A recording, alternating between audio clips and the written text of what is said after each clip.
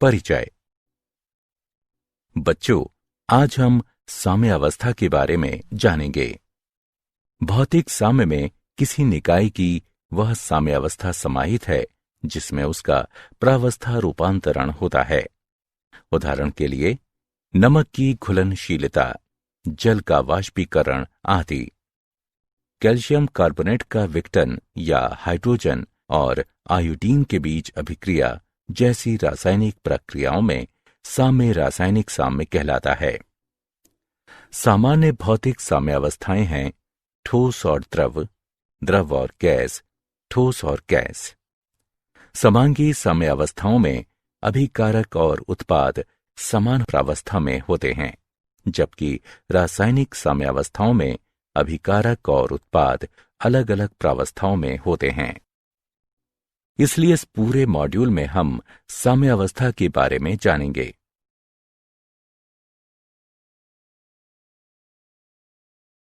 उद्देश्य।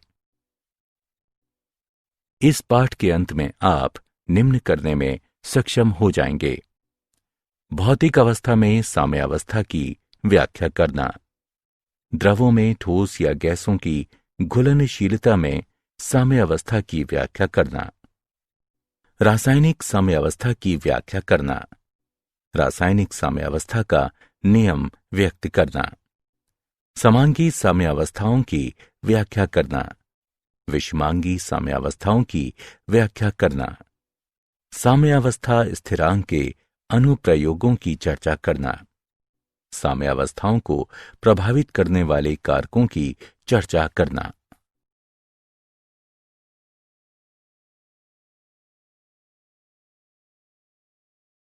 भौतिक अवस्था में साम्य। जब अभिकारक का सांद्रण स्थिर हो जाता है तो इसमें कोई परिवर्तन नहीं होता है और अभिक्रिया ठहरी हुई प्रतीत होती है। निकाय की ये अवस्था जिसमें कोई नेट परिवर्तन नहीं होता है साम्यावस्था कहलाती है। ठोस द्रव साम्यावस्था। जब एक शुद्ध ठोस पदार्थ को गर्म किया जाता है तो ये एक निश्चित तापमान पर द्रव में परिवर्तित होने लगता है। इस तापमान पर पदार्थ की ठोस और द्रव अवस्थाएं दाब की दी गई दशाओं के तहत सह अस्तित्व में होती हैं। वायुमंडलीय ताप किसी शुद्ध पदार्थ के लिए वह ताप जिस पर ठोस और द्रव अवस्थाएं सह अस्तित्व में होती हैं। पदार्थ का सामान्य गलनांक या सामान्य हिमांक कहलाता है। गलनांक पर ठोस पदार्थ की द्रवावस्था के साथ साम्यावस्था में होता है। ये मानते हुए कि बर्फ और जल को 273 केल्विन यानी बर्फ के गलनांक पर एक पूर्ण रूपेण रोधी थर्मस फ्लास्क में लिया गया है। इस निकाय का एक रोचक अभिलक्षण यह है कि तापमान तथा बर्फ और जल के द्रव्यमान स्थिर रहते हैं। ये बर्फ और जल के बीच गतिक साम्य दर्शाता है। क्योंकि बर्फ और जल के द्रव्यमान में कोई परिवर्तन नहीं होता है, इसलिए बर्फ से जल में जाने वाले अणुओं की संख्या जल से बर्फ में जाने वाले अणुओं की संख्या के बराबर होती है। इस प्रकार साम्यावस्था पर गलनांक की दर बराबर हिमांक की दर।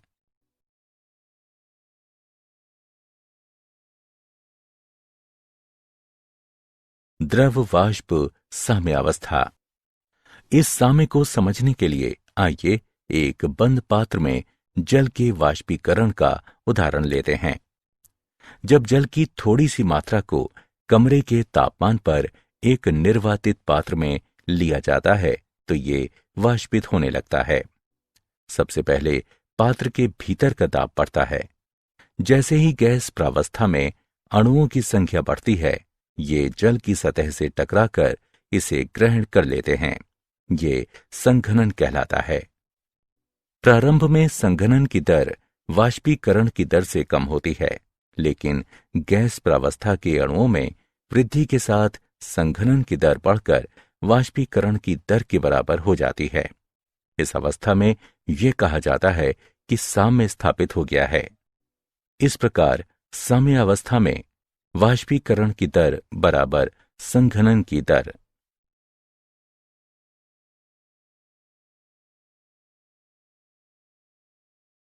ठोस वाष्प साम्यावस्था।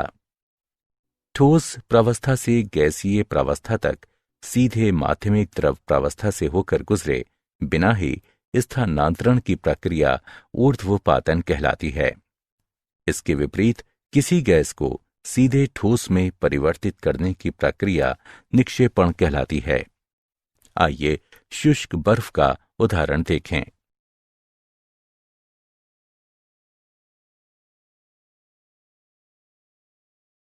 द्रवों में ठोस या गैसों की घुलनशीलता संबंधी साम्य। द्रवों में ठोस विलयन, जिसमें और अधिक विलय कण न घुल सके, संतृप्त विलयन कहलाता है। उदाहरण के लिए, यदि हम जल में लगातार चीनी मिलाते रहें तो एक अवस्था ऐसी आती है जब और अधिक चीनी जल में नहीं घुलती है। संतृप्त विलयन साम्य की अवस्था समरूप होता है। जब द्रव में चीनी की घुलनशीलता की दर अपक्षेपण की दर के बराबर होती है तो साम्य अवस्था स्थापित कही जाती है। यह साम्य अवस्था प्रकृति गतिक होती है। इसे रेडियो एक्टिवताहीन चीनी के संतृप्त विलयन में रेडियो एक्टिविता युक्त चीनी की कुछ मात्रा मिलाकर प्रमाणित किया जा सकता है। यह अवलोकन किया गया है कि विलयन और रेडियो एक्टिवताहीन चीनी भी रेडियो एक्टिव हो जाती है।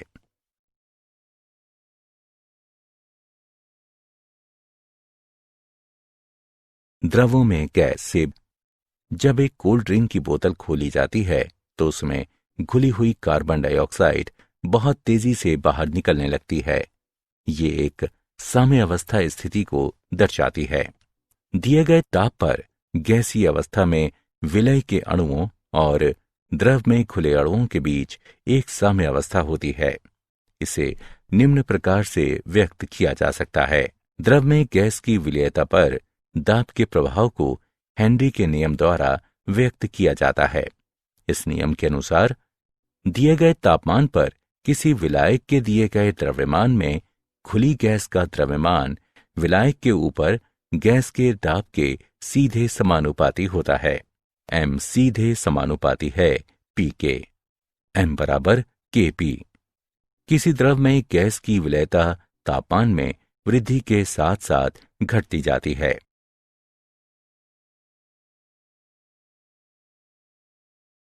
भौतिक प्रक्रम में शामिल साम्य अवस्था के सामान्य लक्षण। 1. साम्य अवस्था पर निकाय के मापने योग्य गुणधर्म स्थिर होते हैं। 2. साम्य अवस्था पर दो विपरीत प्रक्रमों के बीच गतिक संतुलन होता है। 3. केवल बंद निकाय में ही साम्य अवस्था प्राप्त की जा सकती है। 4. जब साम्य अवस्था प्राप्त हो जाती है तो साम्य अवस्था में शामिल पदार्थों की सांद्रता सहित एक व्यंजक मौजूद होता है जो दिए गए तापमान पर एक स्थिर मान पर पहुंचता है। 5. सांद्रता के स्थिर मान का परिमाण ये दर्शाता है कि साम्य अवस्था तक पहुंचने से पूर्व प्रक्रम किस सीमा तक हो चुका है।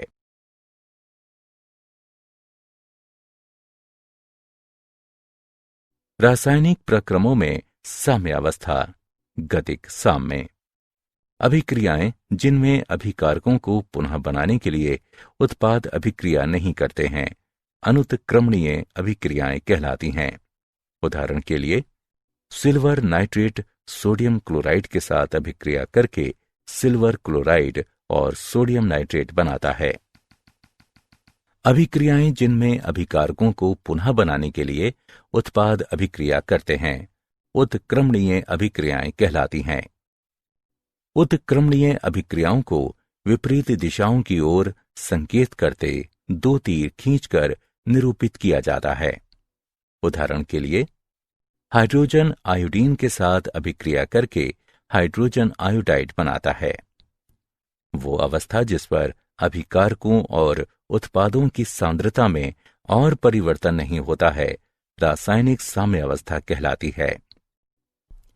साम्य अवस्था पर अग्रिम अभिक्रिया की दर प्रतीप अभिक्रिया की दर के बराबर होती है। रासायनिक साम्य प्रकृति में गतिक भी होता है क्योंकि अभिक्रिया साम्य अवस्था पर रुकती नहीं है। जब अग्रिम और प्रतीप अभिक्रियाओं की दरें समान हो जाती हैं तो अभिकारकों एवं उत्पादों की सांद्रताएं स्थिर रहती हैं।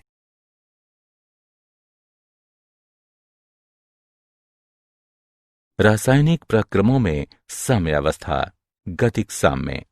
आइए उदाहरण की सहायता से साम्यावस्था की व्याख्या करें। जब कैल्शियम कार्बोनेट को एक बंद निर्वातित पात्र में 1073 केल्विन तक गर्म किया जाता है तो ये कैल्शियम ऑक्साइड और कार्बन डाइऑक्साइड गैस उत्पन्न करने के लिए अपघटित होने लगता है। कार्बन डाइऑक्साइड दाब में वृद्धि करती है। दाब में वृद्धि लगातार होती है क्योंकि अभिक्रिया आगे बढ़ती रहती है और अंत में स्थिर हो जाती है और तब तक स्थिर रहती है जब तक तापमान स्थिर रहता है। ये प्रतीत होता है कि अभिक्रिया एक ठहराव पर आ गई है, हालांकि CaCO3 अभी भी उपस्थित रहता है। ये दर्शाता है कि निकाय ने साम्यावस्था प्राप्त कर ली है।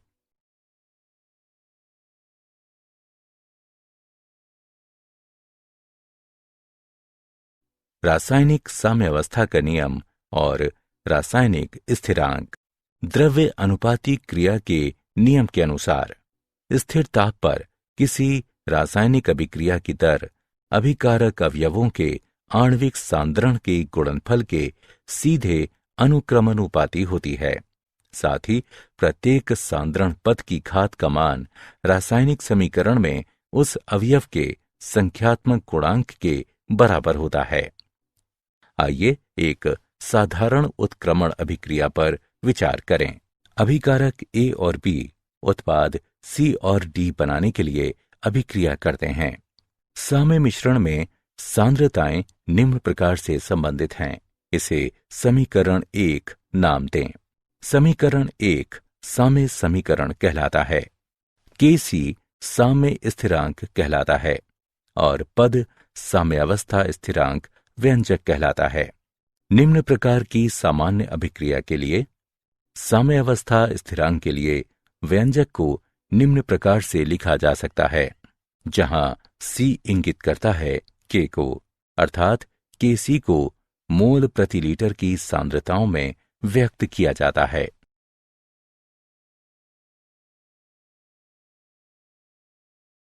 समांग साम्यावस्था। इस साम्यावस्था में अभिकारक और उत्पाद एक ही प्रावस्था में होते हैं। गैसीय निकाय में साम्यावस्था स्थिरांक उन अभिक्रियाओं के लिए जिनमें अभिकारक और उत्पाद दोनों गैसीय अवस्था में होते हैं। साम्यावस्था स्थिरांक को आंशिक दाब के पदों में व्यक्त किया जाता है। इन अभिक्रियाओं के लिए साम्यावस्था स्थिरांक को Kp द्वारा दर्शाया जाता है। आदर्श गैस समीकरण है PV बराबर nRT, P बराबर N/V RT, जहां P पास्कल में दाब, N गैस के मोलों की संख्या, Vm घन में आयतन है, T केल्विन में तापमान है और R बराबर 0.831 बार लीटर प्रति मोल केल्विन। N/V को मोल प्रति लीटर में सांद्रता C के रूप में और P को बार में व्यक्त किया जा सकता है, इसलिए P बराबर CRT। सामान्य अभिक्रिया के लिए Kp का मान है, जहां C Da और B के क्रमशः Pc, Pd, Pa, Pb आंशिक दाब है और इसे हल किया जा सकता है। Kp और Kc के बीच संबंध है Kp और Kc गुणा RT की घात डेल्टा N, जहां संतुलित रासायनिक समीकरण में डेल्टा N बराबर गैसीय उत्पादों के मोलों की संख्या, गैसीय अभिकारकों के मोलों की संख्या, दाब को बार में व्यक्त किया गया है।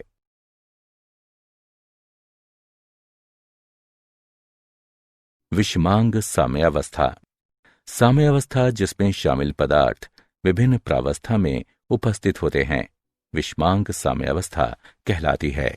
उदाहरण के लिए, जब नीचे दर्शाए गए रूप में गैस के साथ द्रव साम्यावस्था में होता है, साम्यावस्था स्थिरांक निम्न है शुद्ध द्रव की सांद्रता 1 है, अर्थात द्रव रूप में H2O बराबर 1।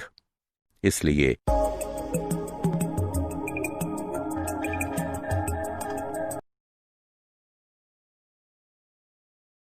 साम्यावस्था स्थिरांक के अनुप्रयोग। साम्यावस्था स्थिरांक के लक्षण।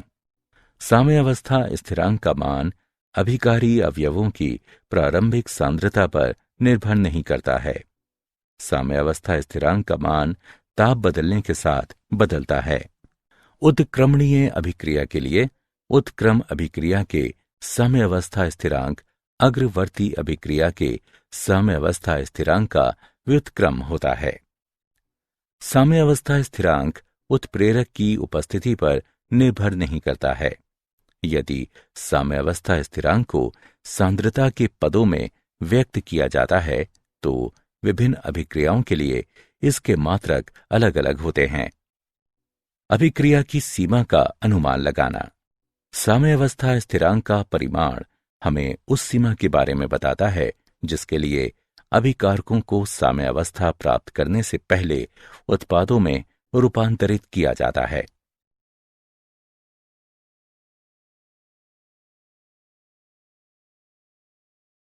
अभिक्रिया की दिशा का अनुमान लगाना। अभिक्रिया भागफल Q किसी समय पर एक विशिष्ट बिंदु पर अभिक्रिया के दौरान उपस्थित उत्पादों और अभिकारकों की सापेक्षिक मात्रा की गणना करता है। इसे मोलर सांद्रता के साथ QC और आंशिक दाब के साथ QP द्वारा दर्शाया जाता है। सामान्य अभिक्रिया के लिए यदि QC KC से अधिक है तो नेट अभिक्रिया पश्चवर्ती दिशा में होती है जो अभिकारकों की दिशा है। यदि QC KC से कम है तो नेट अभिक्रिया अग्रवर्ती दिशा में होती है जो अभिकारकों की दिशा है। यदि QC बराबर KC तो अभिक्रिया साम्यावस्था में है, अर्थात नेट अभिक्रिया नहीं होती है।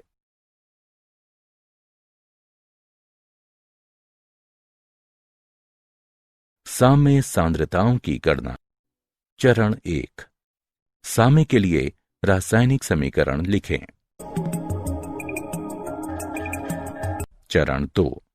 अभिक्रिया के लिए साम्यावस्था स्थिरांक व्यंजक लिखें। चरण 3। सभी अज्ञात सांद्रताओं को एकल चर x के पदों में व्यक्त करें। चरण 4। साम्यावस्था स्थिरांक व्यंजक में साम्यावस्था सांद्रताओं यानी x के पदों में उसको प्रतिस्थापित करें। चरण 5। x के लिए समीकरण हल करें। चरण 6। साम्यावस्था सांद्रताओं की गणना के लिए चरण 3 के व्यंजकों में x के लिए प्राप्त किए गए मान प्रतिस्थापित करें।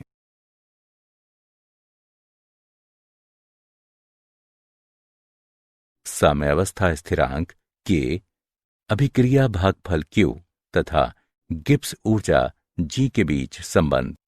विशिष्ट निर्धारित दशाओं में निकाय से स्वतंत्र रूप से उपलब्ध ऊर्जा जिसे उपयोगी कार्य में लगाया जा सकता है गिब्स ऊर्जा कहलाती है। संबंध है, इसे समीकरण 1 के रूप में नाम दें जहां ये मानक गिब्स ऊर्जा दर्शाती है।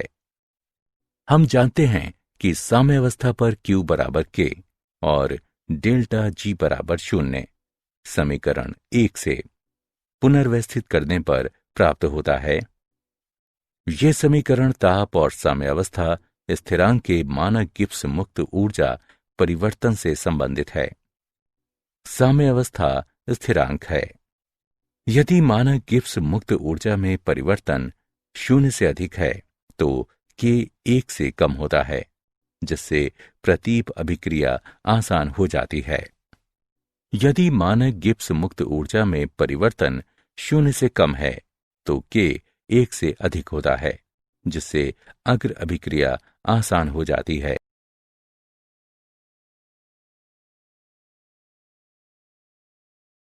साम्यावस्था को प्रभावित करने वाले कारक सांद्रण, ताप, दाब जैसे प्राचलों के प्रभाव का अध्ययन ला शातिलिये सिद्धांत की मदद से किया जा सकता है।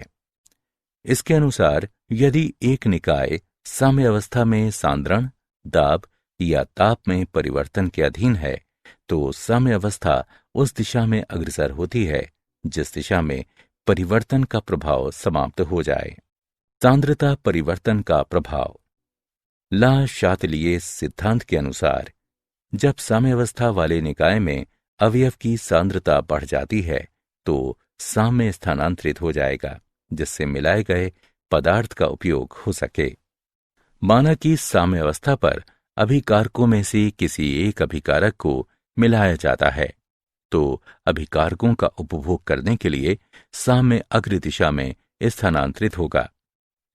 दूसरी तरफ यदि उत्पादों में से किसी एक उत्पाद को मिलाया जाता है तो उत्पादों का उपभोग करने के लिए साम्य उत्क्रम दिशा में स्थानांतरित होगा।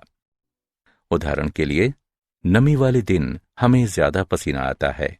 नमी वाले दिन पसीना ज्यादा निकलता है क्योंकि आसपास की वायु में जल वाष्प की मात्रा अधिक होती है और हमारा शरीर जल वाष्प के रूप में जल को नष्ट नहीं कर सकता।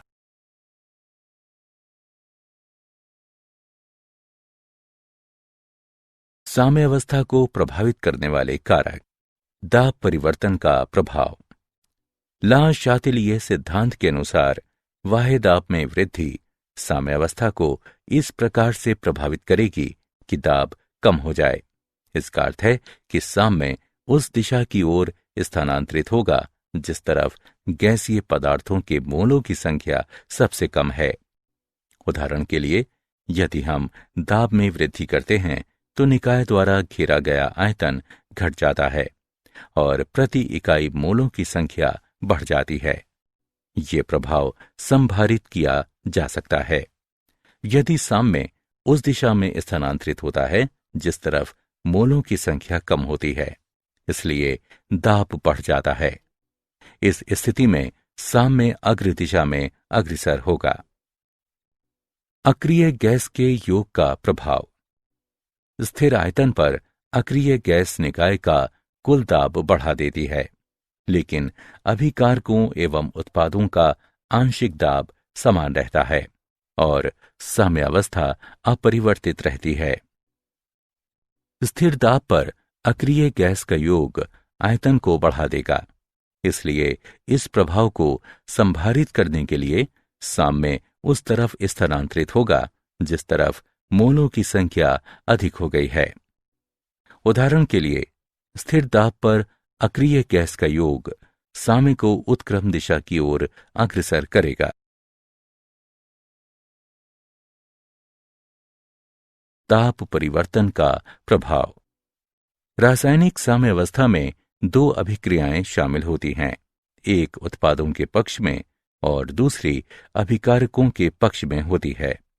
यदि एक अभिक्रिया ऊष्माक्षेपी है तो दूसरी ऊष्माशोषी होगी। उदाहरण के लिए, अग्र अभिक्रिया ऊष्माक्षेपी और उत्क्रम अभिक्रिया ऊष्माशोषी है। अब यदि ताप बढ़ाया जाता है तो साम्य उत्क्रम दिशा की ओर अग्रसर होता है क्योंकि ये मिलाई गई ऊष्मा के प्रभाव को समाप्त कर देता है। यदि ताप घटाया जाता है तो साम्य अग्र दिशा में स्थानांतरित होगा, इसलिए निम्न तापमान अमोनिया के निर्माण के पक्ष में होगा।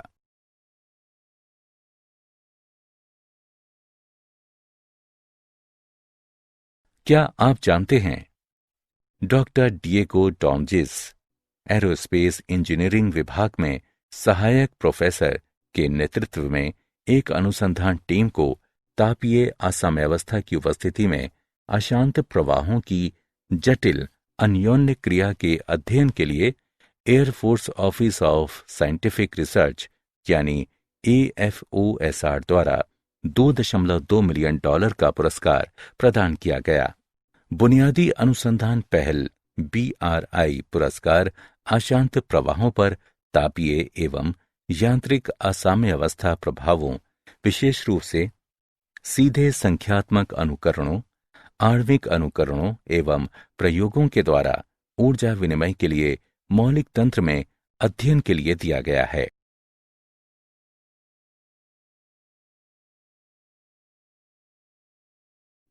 सारांश। आइए हमने जो कुछ सीखा है उसे संक्षेप में दोहराएं। जब अभिकारक का सांद्रण स्थिर हो जाता है तो इसमें कोई परिवर्तन नहीं होता है और अभिक्रिया रुकी हुई प्रतीत होती है।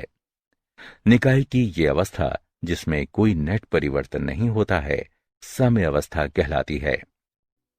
गलनांक पर ठोस पदार्थ पदार्थ की द्रवावस्था के साथ साम्य अवस्था में होता है। द्रव और वाष्प अवस्था के बीच साम्य अवस्था में वाष्पीकरण की दर बराबर संघनन की दर। ठोस प्रावस्था से सीधे गैसीय प्रावस्था में रूपांतरण ऊर्ध्वपातन कहलाता है और इसके विपरीत रूपांतरण निक्षेपण कहलाता है। एक विलयन संतृप्त कहा जाता है यदि और अधिक विलय कणों को घोला नहीं जा सकता।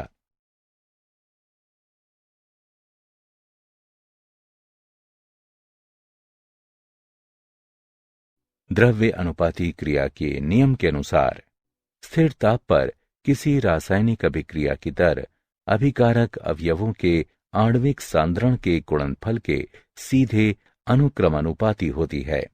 साथ ही प्रत्येक सांद्रण पद की घात का मान रासायनिक समीकरण में उस अवयव के संख्यात्मक गुणांक के बराबर होता है।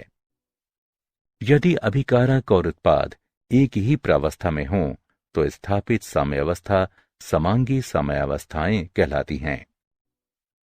साम्यावस्थाएं जिनमें शामिल पदार्थ विभिन्न प्रावस्थाओं में उपस्थित होते हैं विषमांगी साम्यावस्थाएं कहलाती हैं। साम्यावस्था स्थिरांक के अभिक्रिया भागफल Q और गिब्स ऊर्जा G के बीच संबंध है।